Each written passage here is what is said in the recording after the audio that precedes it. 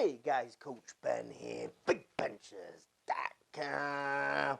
And today we have a Q&A video for you. Now these are questions submitted to us through our Instagram. Okay, so if you go to follow at bigbenchas, once a week we post up a Q&A section on our story. So if you want to get involved, you want to get shout out on YouTube, get your question answered in a long format, jump on there. All right, Elvis, hit me with the first one. Static holds. How often to incorporate and how many sets? Static holds.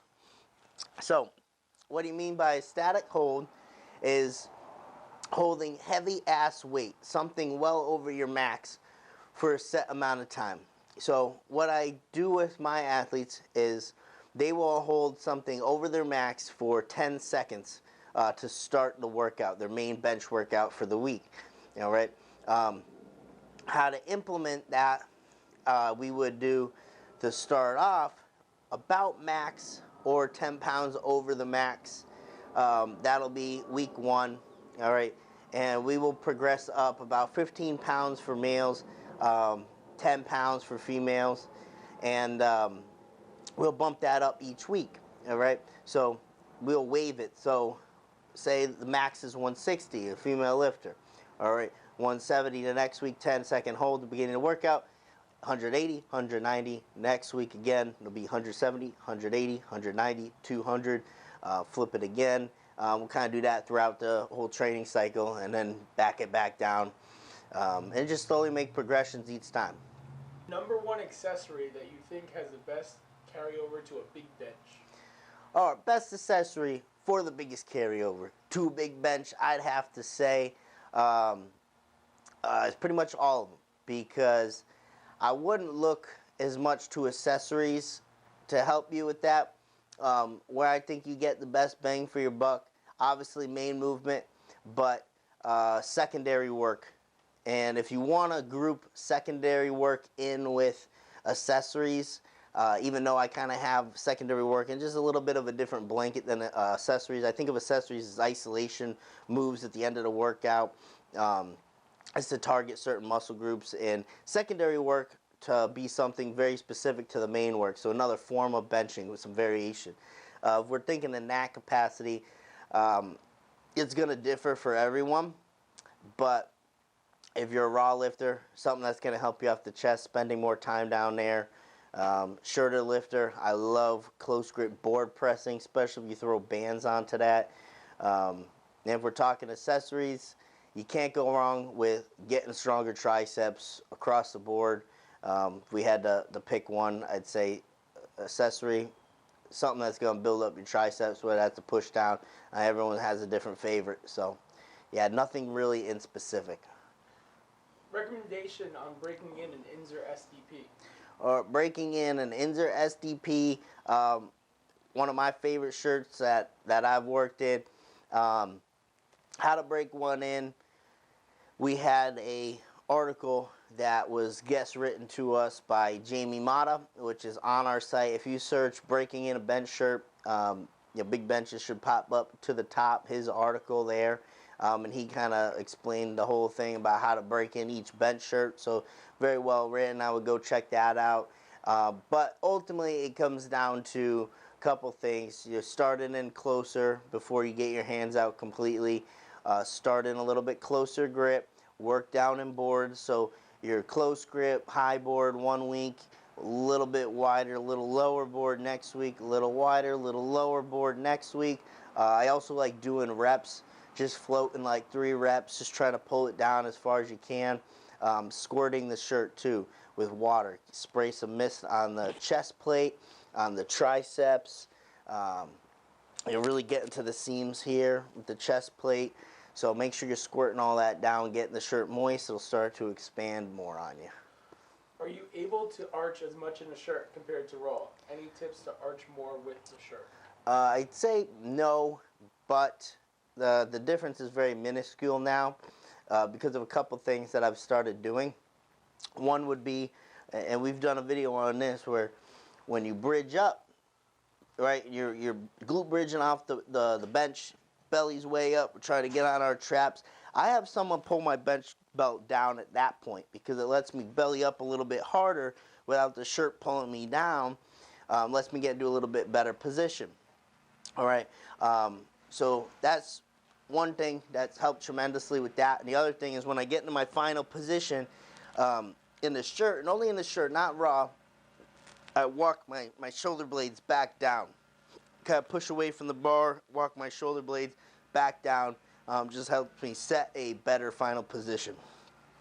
What should be done on off days that will help progress but not mess up the program? So if you're looking to do additional work, and this is what I tell my athletes that I work with, if you're looking to do some additional work, all right, stick with some isolation moves because you can't really overtrain that. You never hear someone doing too much back work. So back work, isolation moves, you want to do some tricep push downs, whatever the case may be, that's all fair game if you want to get some extra work in. Okay, bicep curls, isolation stuff, lateral raises, things like that. If you want to do some conditioning, I always think that's a great idea. If you're close to a meet, I'd start to veer away from that or change the type that you're doing. But if you wanted to add some more stuff in, conditioning work, if it's off season, have at it as long as it doesn't affect some heavy lifts coming up. You can do HIIT training, you can do longer distance stuff, longer time stuff if you want. And then also isolation, back work, always good, fair game. What are the pros and cons to training with gear and training raw? So I'd say one of the big pros to training in the equipment is you're extending your shelf life. What I mean by that is it's keeping you safer than if you were to train it exclusively raw. Okay, a lot of older guys will throw on the gear, right, and they can go longer in the sport because you're not taking such a beating, like your joints aren't handling the weight as much. All right, the equipment takes some of that weight. The tension of the equipment absorbs some of that weight. So it's safer, but then on the downside too for training in equipment is that you need a lot of people around. If you don't have a lot of people to help you out, it's not really going to be something that you can train really. You need the people around you. For raw, one of the cons to training raw is that you are more susceptible to injury. All right, you are handling all that weight. All that weight is going through you, especially if you don't have knee wraps, stuff like that. Like you're very minimalistic. You are taking on all that weight. And one of the pros to training raw is on the flip side, you don't really need anyone to help you out as much. Sure, maybe someone to pull a mono, someone to spot you, obviously, but you can definitely train raw much easier than training geared alone, solo. Best back exercise for the bench, just for the bench, period. All right, so if I had to narrow it down to one, I'd have to say sticking to a seal row. Whether that's for holds, for reps, just being in that position. A seal row, for those who don't know, is you are on your belly. So if I laid on my belly on the bench, it's literally you take your bench, you flip it, and you row to the same touch point, same grip. It's complete opposite of the bench, which makes it very bench specific. Can't beat that. That would be my go-to. Best way to hydrate in a full power meet to avoid having to take a token bench due to cramping. So first off, just to touch on the issue of cramping, I'd make sure that you hit lower body, especially a lot of people neglect lower body when they go into bench. Hip cramping, all that stuff is very, very common in benching. So make sure that you warm up your lower body, you take care of the tissue beforehand, or you dig into wherever you need to with a lacrosse ball. I used to get a lot of hip cramps. I started really taking care of that area beforehand, and it makes all the difference. Don't get hip cramps anymore.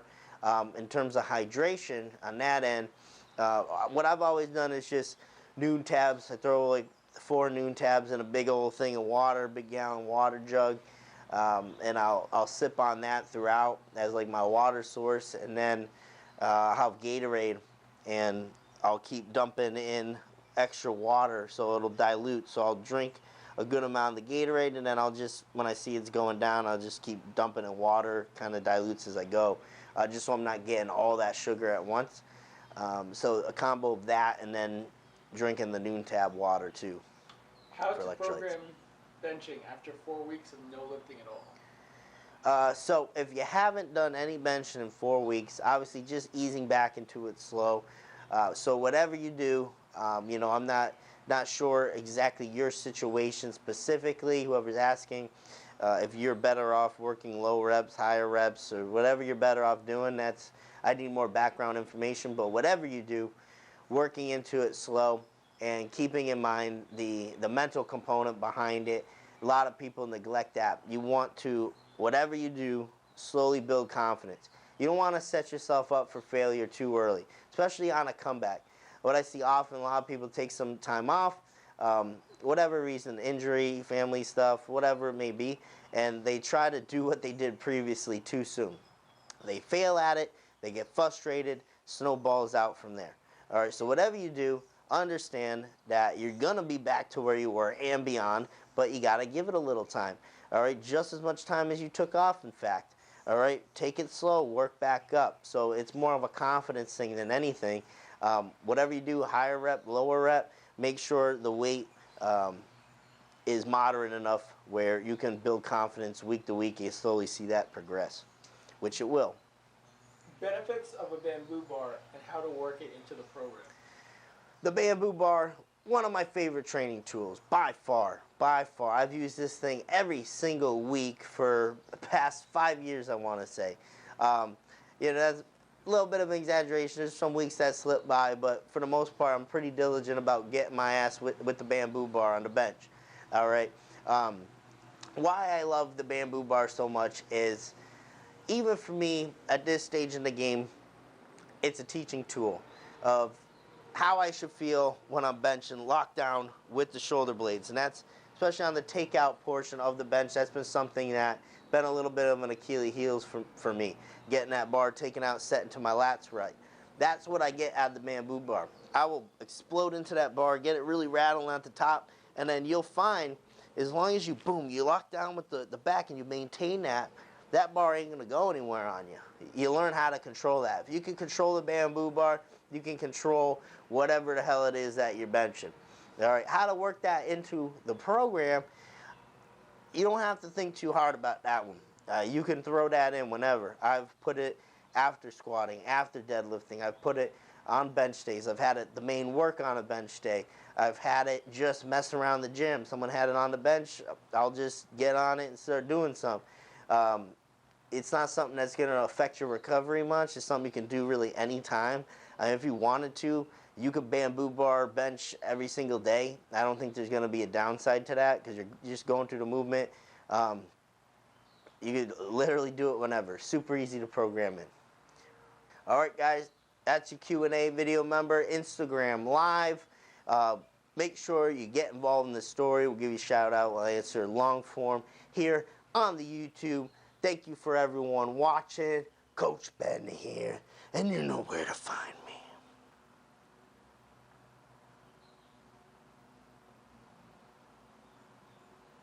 On a bench with a coffee.